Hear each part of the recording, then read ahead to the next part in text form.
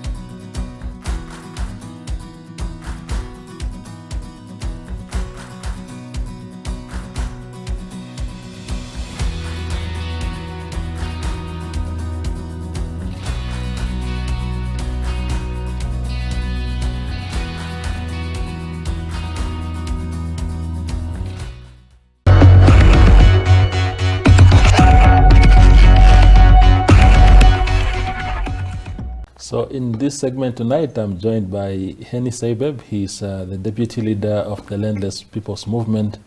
He has a very cozy title that I cannot tell you. Welcome to the show, my man. Thanks. I'm very much humbled to be on this show.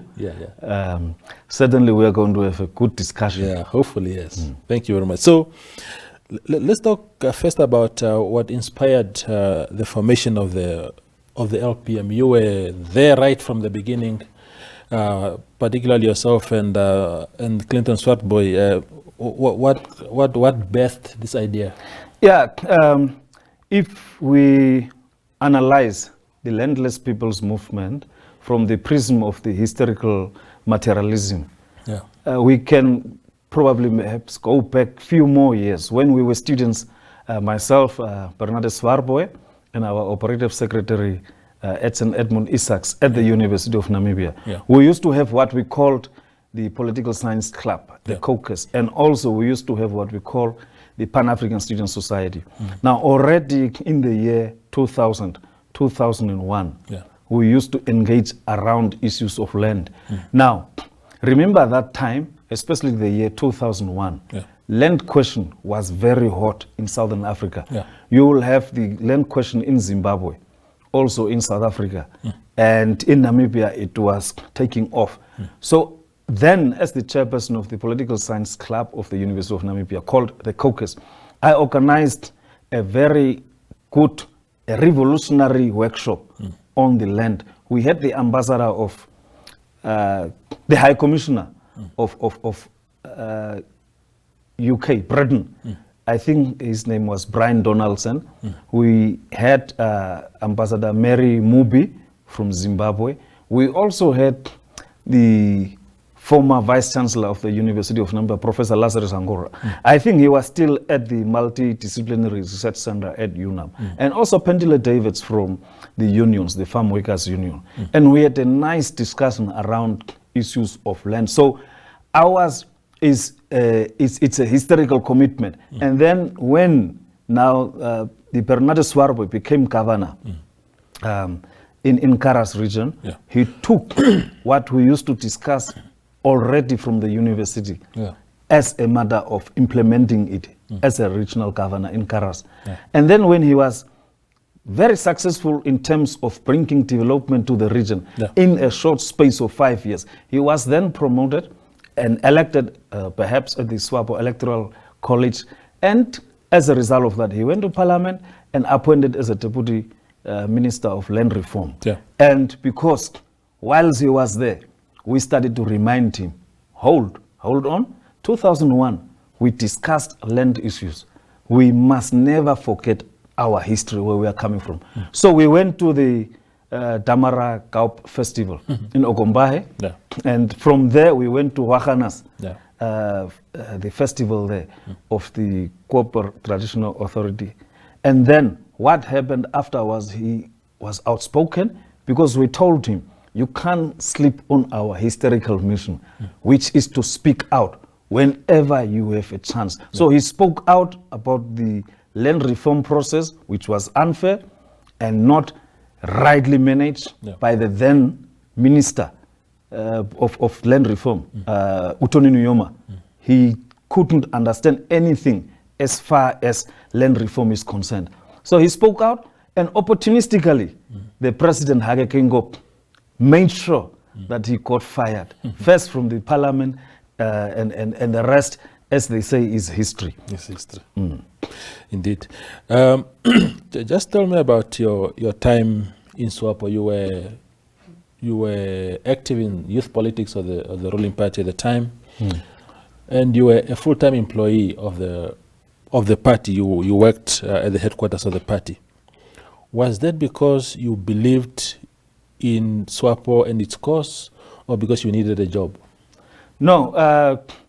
Look, when I was in Swapo, more especially at the Swapo Youth League, of course, what attracted me was the historical, the history of the party, and more so, there was at the time, or since 1990, we thought there would be progressive policies, and then Swapo was sold as a sole authentic whatsoever that will liberate us from poverty, inequality, unemployment, the triple challenges that we are facing today. So me having been part of it was to think, let's try to influence and to solve some of the problems that we are facing today. More so, my friend now again, Bernardo Swapo, was a spokesperson of the Swapo Youth League, and my good friend, Dr. Elijah Gurare, was there, also as a secretary. So we thought it is an opportune time to push forward for the radical economic development that we really want to see in this country.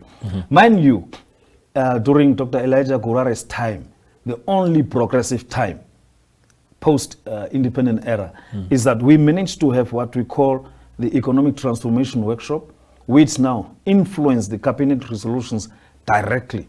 We produced a paper. Also, we organized and engineered what we call African China conference, youth conference. And it brought 60 business personalities from China, 60 African youth activists, business personalities from from Africa, and also 60 from Namibia. So through those efforts, we were able to influence under the FOCAC, Forum on China-Africa Cooperation. We were able to influence and to direct. These conferences were supposed to be biannual. I think from Namibia, it went to Tanzania and so on. I don't know whether he's still alive. You got to ask the Chinese High Commissioner or Ambassador about that one. But my time was, at least at the policy level, especially at the Youth League, it was very progressive. You could see that we were not only talking, we were also able to influence the narrative in Namibia. We were writing, for example, articles. We even produced a book. It was capturing our hopes, aspirations, and interest. But now I felt that it was betrayed. The party has not taken up on most of the commitments and the forward-looking, futuristic politics that we were advancing at the time.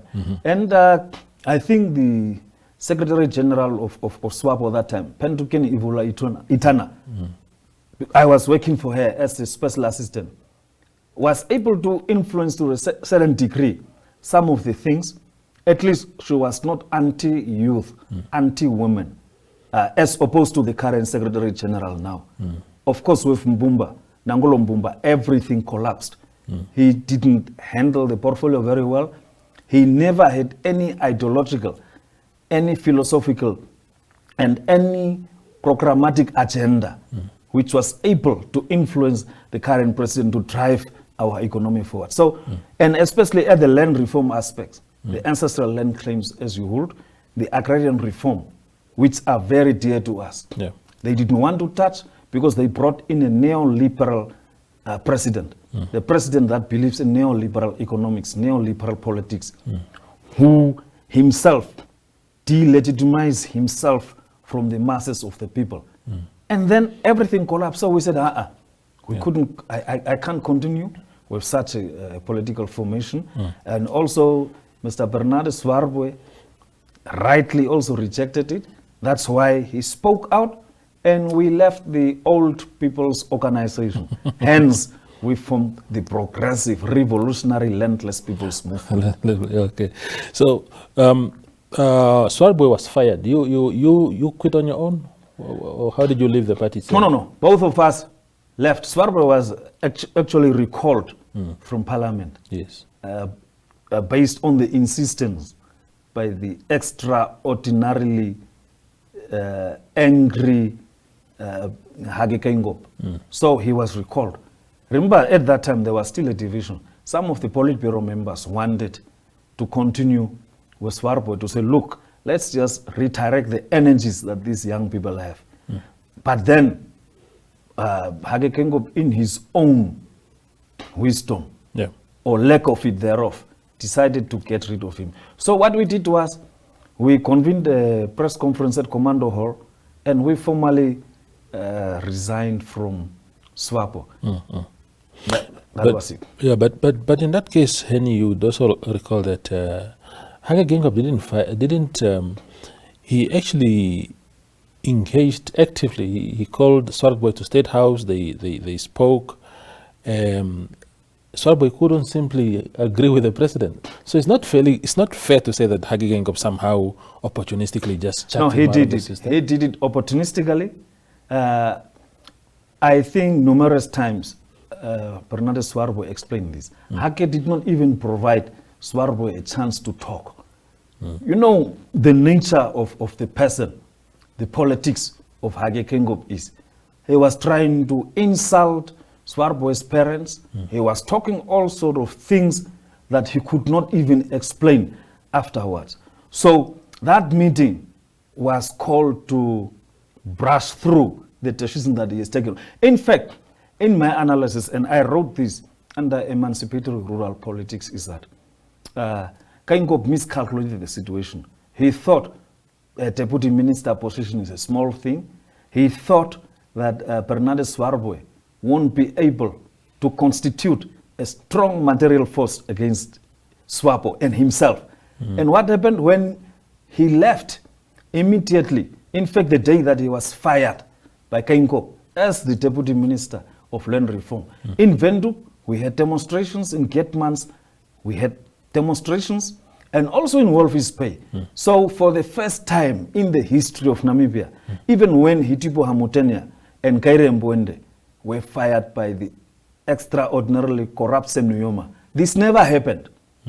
This never happened. So for a deputy minister being fired and people standing up and offering their solidarity, also the traditional authorities played a role. They played an immense role. If you look at the day that President Geingob gave Bernardo Swapo a letter, I was speaking that night at Commando Hall.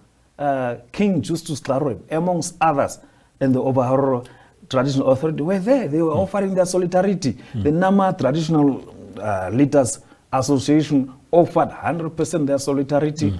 And that's why I'm saying he became a zeitgeist of our era, because he was having and talking about the right matters on the spot, which in his own misanalysis, Geingob missed.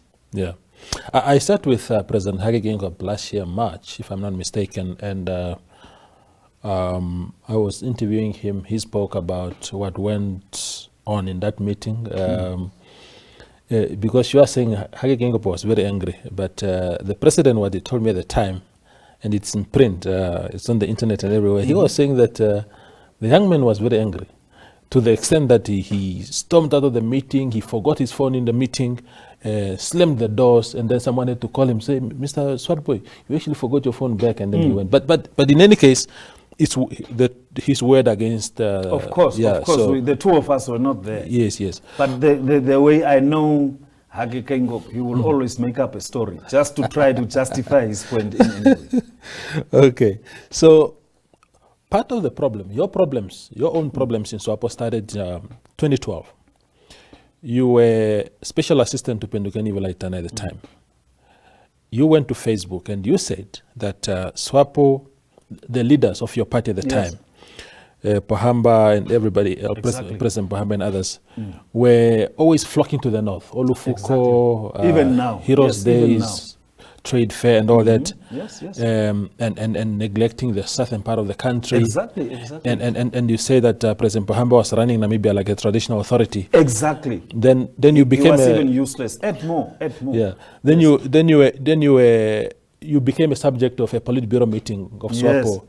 At which a decision was then taken to suspend you. Exactly, you are that is where it started. So, what was that about? You see, your pronouncements. If you look at post-colonial African history, now let's take it back here. What are the problems in post-colonial Africa? One is the ethnicity. The other one, of course, is religion in certain parts of Africa. Now, what happened at Swapo during that time is that the same process, remember that time, people were talking about Oshibambo president, non-Oshibambo president. The same ideology that was advanced by Hage Geingob at Central Committee, Kadenambo brought that matter. In Politburo, it was the actual issue. Even now, issues of ethnicity is tearing about Swapo.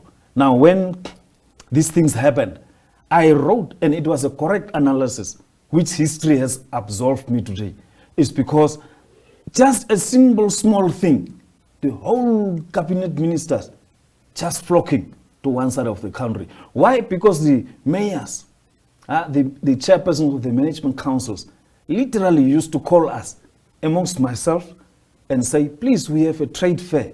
Can we get this and that minister? I tried. There will be always same old excuses. Send somebody, a governor, to deliver and what.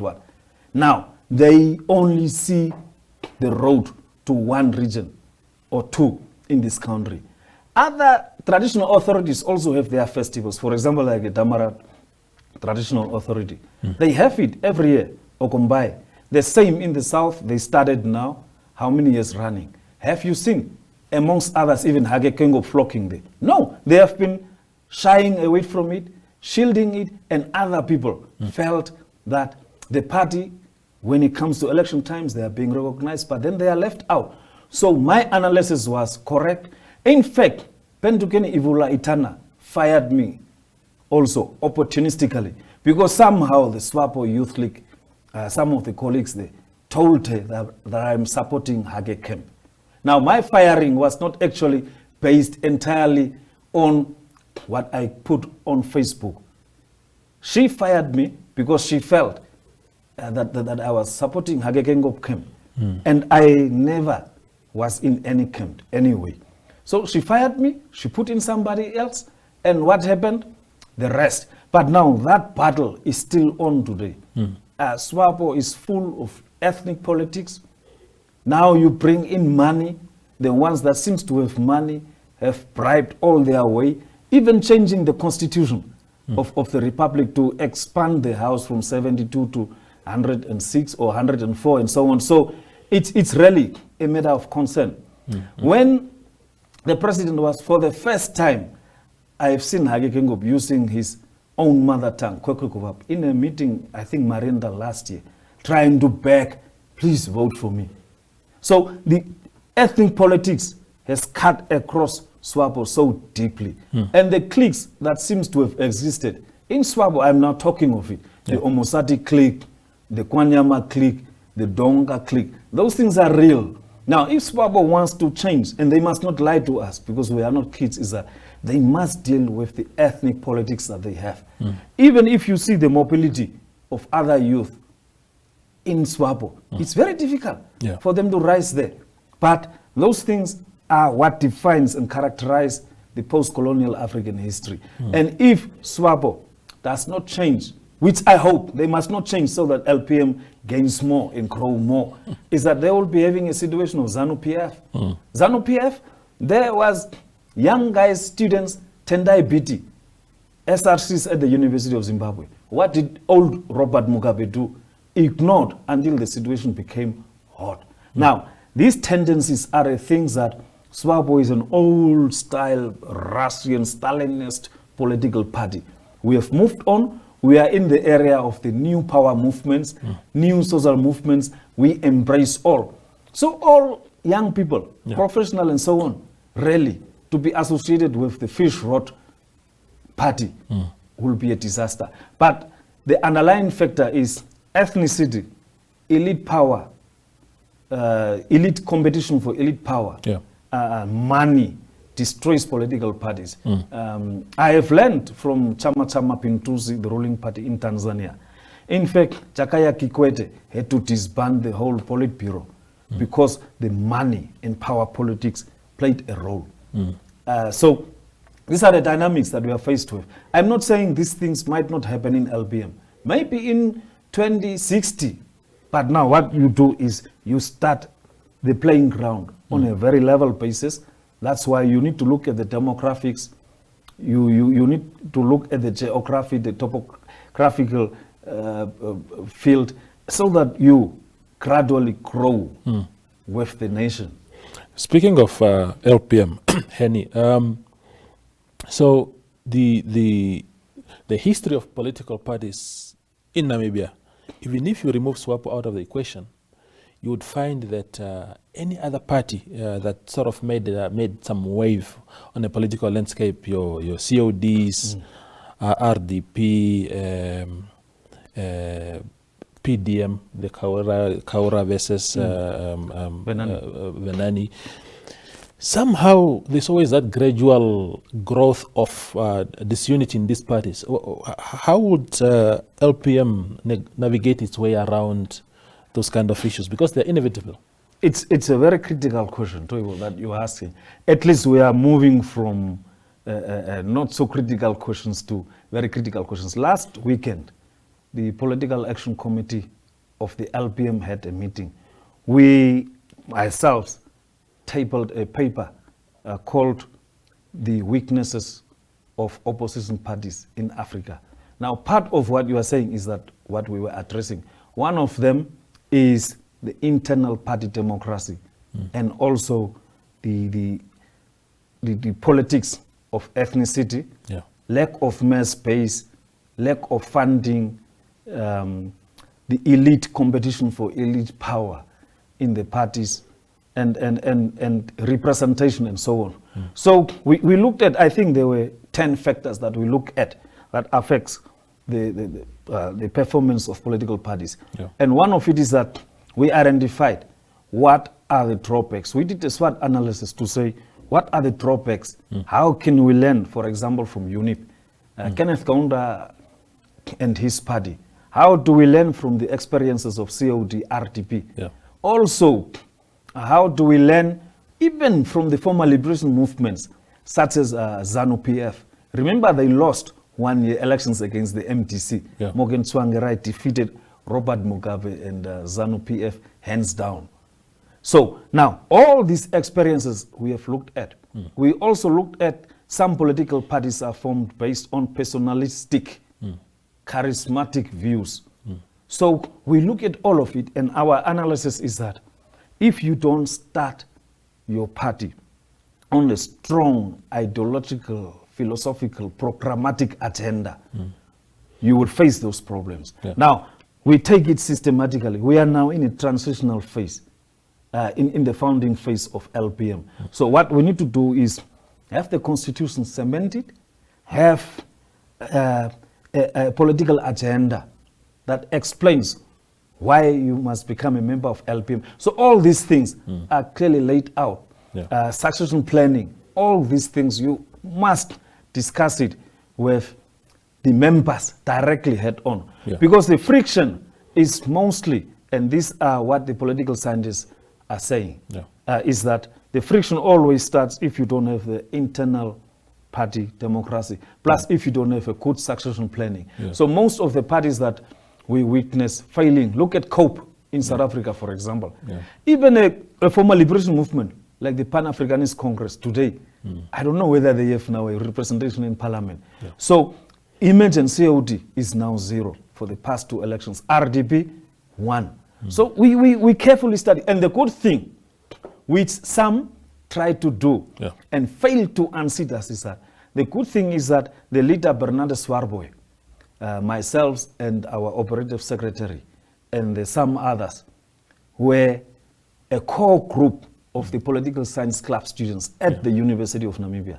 So before we even dreamed about LPM in the year 2019, we already had a good track record.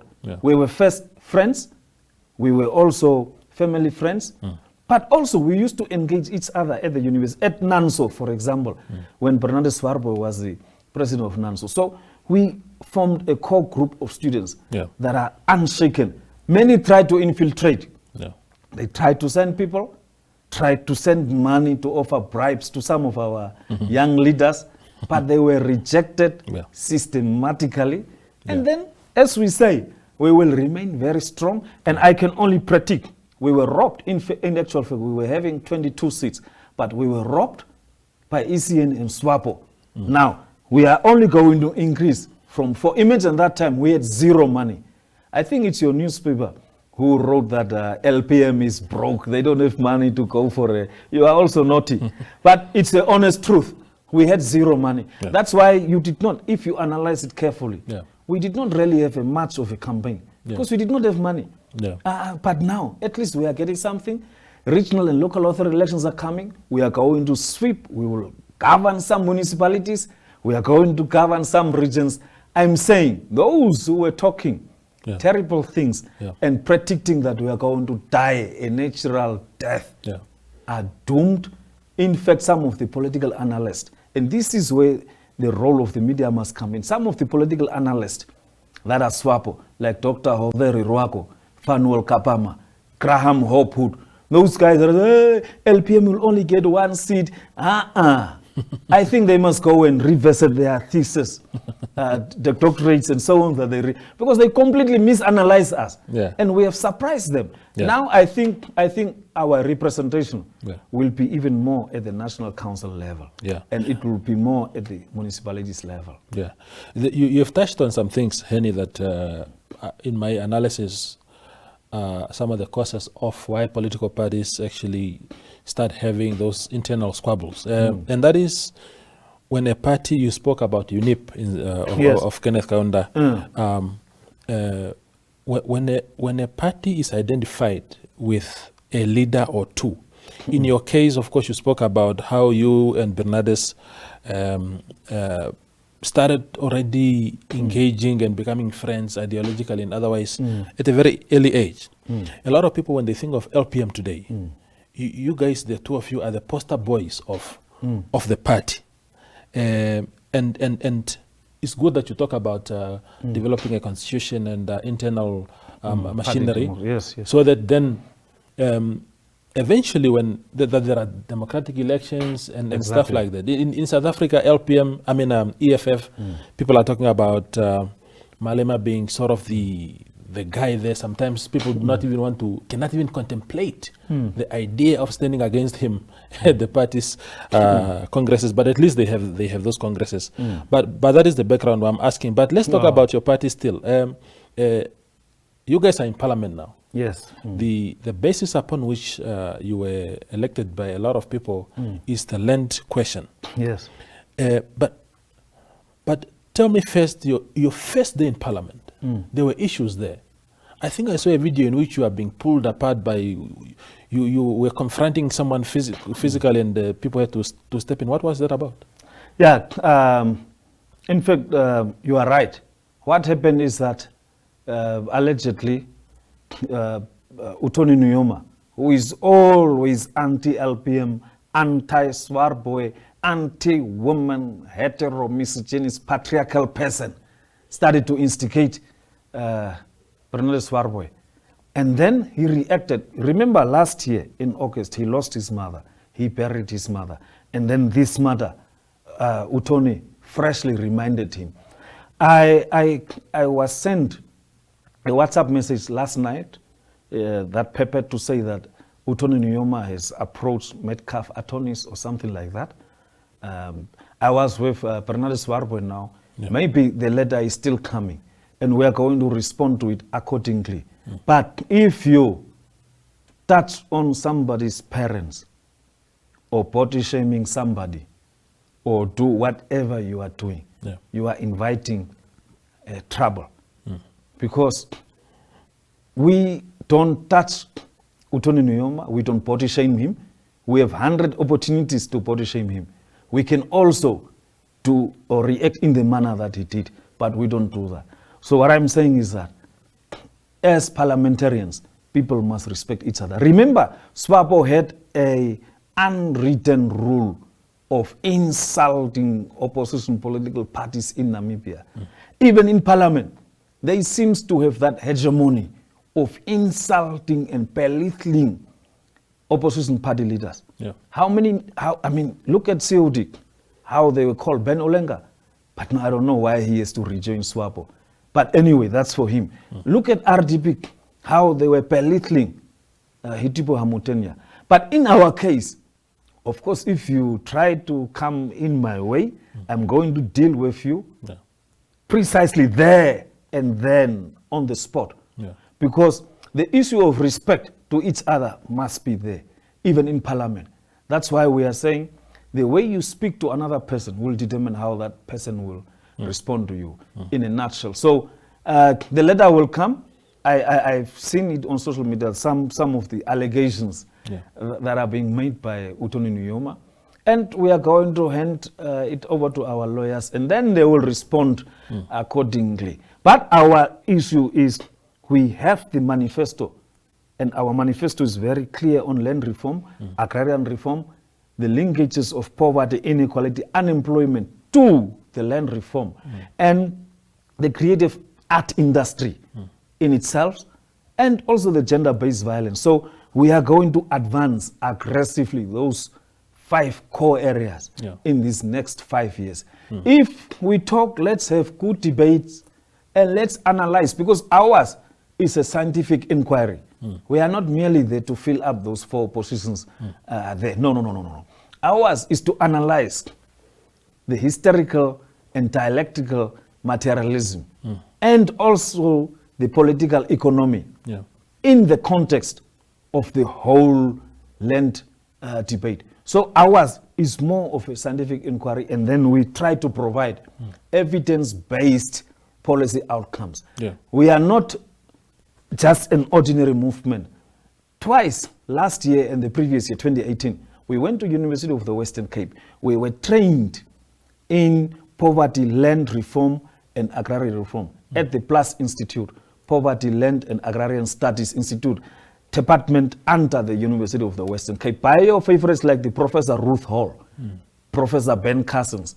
So we have an agenda. When we talk, we speak from a theoretical background as well as the practical implementation of this. So our focus is on that. The class analysis. How do we deal with these issues? Remember, because Marx said that the history of the world is about class conflict. So how do we unpack and provide solutions to some of these issues? So ours is more on that. But the others, if people don't understand what we are saying, you're going to beat them up. Not to beat them up. Of course, if, for example, class conflict deals with, first people come and talk. And if you are unable to resolve, people can go into different phases of revolution. And the last stage is when people take up arms. The same way that Swapo did here and the ANC in South Africa. They talk, there was no listening, no understanding. What did Swapo do? They went into armed struggle. So you will be forced over a 60, not even in my lifetime. It might happen after 80 years or 70 years, because the land issue is burning. It's even now, and the Minister of Finance forgot about it. In Gunene, that side of Kamanya, Anger, Ervie, there is a a very extreme drought taking place. Now you go there and then you tell that person, just hang on. Everything will be fine. Aluta continue. They don't eat slogans. They will deal with you there and then. So let's find solutions for our country. Definitely. Now, the final question to you, Mr. Seibeb, is you had to make me understand, of course, my viewers also.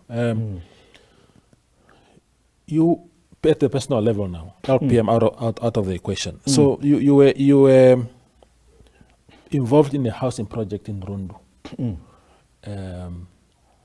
You call it a 10-key project. Yes. You will have to explain that, define that concept.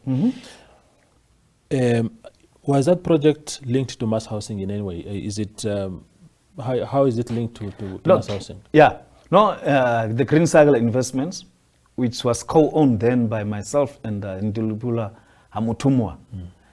When we approached the National Housing Enterprise, that time the concept of mass housing was not really there. So what we did was we went through others now, AIJ cost consultants, which is headed by Americo and Isaac Nahum. We went and submitted our documents at, I think, if I can disclose, the commercial bank. Is it allowed? Yeah, of course. Yeah, we went to Standard Bank. Yes. We made a business case to them. We went to NHE. We said, look, because NHE has a program for this. So we said, in Rundu, we are seeing opportunities. And then NHE said, all right, I think 308 houses or so that needs to be developed there. So they said, we went there. We had a nice presentation. I was so amazed that Ndolipula Hamutumwa, Americo de Almeida, and Isaac Nahum offered a very brilliant scientific presentation to NHE. And then they were so happy with what we are getting from the commercial bank and what we are going to offer. So in actual fact, it was successful. They gave us to build and develop those 308 houses. We signed the deal, but now we borrowed or we took money from Standard Bank. And the commitment has to come from the Ministry of Urban and Rural Development. So that's how we ended. And we built the houses. I think there were over 700 workers or so. We made use deliberately of local contractors only. We did not bring in Chinese like the others, especially were doing in Namibia. So we had a very good concept, and we did. But unfortunately, mass housing came. So because of that, now we were now grouped with the mass housing. Well and fine. And I think we built up to 60 houses or so. And then now, money problems started to come in from the government side, Ministry of Urban and Rural Development. Imagine we have to pay back Standard Bank. So due to that, the government couldn't continue. And I think the project was stopped at a certain level of houses. So we did not continue to build all 308 because government did not have money. And because of the late payments from the government side, sometimes our contractors were unable to pay their workers because they then have to, government must give in service and then the bank will release for the next month. So, and the good thing, and I think this is what project management students must do, is to learn our case. What we did was, we said we are not going to touch any money physically. Let the bank and government deal with each other. So what you do is when you finish, let's say you buy some of the materials, you don't come to Green Cycle or to my other colleagues. You submit, and then they make a request to the bank, and the bank deals with us. So I think if Development Bank of Namibia and if SME Bank had followed a similar model, they would have been very successful because it's very also dangerous and it's risky to give people a bulk of money in their hands. Let the bank deal directly with the suppliers. Pay the suppliers what, you just collect, go build and finish. So once you are done, you get a certificate. In this case, NHE I think gave us the certificate, and I think also the bank itself said they were satisfied. I think they were also given a certificate. Jason Kasuto, I think, sent me a certificate even to my mail to confirm that. Jason Kasuto is part of the high panel for this economic whatsoever thing that they wanted to do before the COVID attacked them. Well, what is the status now?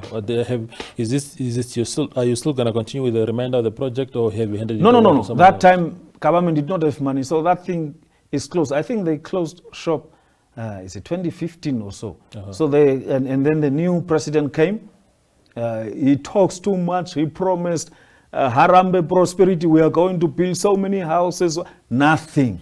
So I think that project died with Pohamba, the former president, and so on. So are you a rich man now? Did you make good money? No. It was mass housing. The concept of it is not to go for profit margins. If I wanted to be rich, or if I want to, I can just go to a private, again, a commercial bank, and go to any town council and say, give me a piece of land, then I build their buildings like the ministers are doing and the others, and increase, and then I can make money. And there are other ways, but ours was a social aim. We were trying to chip in and assist NHE, at least to shelter many, because remember the slogan then of NHE was affordable housing. So we were trying to fill that gap. So there was no need even for, so there is this misconception that with social housing, people are really making millions. Maybe if they are making, I don't know what strategies they are using. Maybe they need to tell us what strategy they are using, and maybe organize a seminar where they invite all prospective Namibians and do such. Not rob people like the fish road guys are doing of their money. Thank you very much, sir, for coming through, man. Thank you. Yes, it's always a pleasure to talk to you. Thanks. Yeah, that was Henny Seibeb. He's the deputy leader of the Landless People's Movement, talking to us about so many things as you heard them. I hope you enjoyed this interview like I did. Good night.